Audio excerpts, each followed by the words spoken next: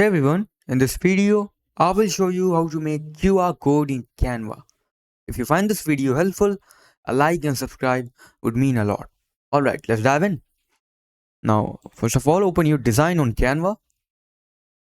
Go over here on apps on the left side. Click on it. Go to the search bar and type QR code. Now download this app, QR code. The first one. Click on open. Okay. Now enter the URL which you want to download as a QR code. For example, I want my this design to be my QR code. So just click on share, click on public view link, and click on copy link. Your link will be copied. Now enter the link over here and click on generate code. As you can see, the code is generated.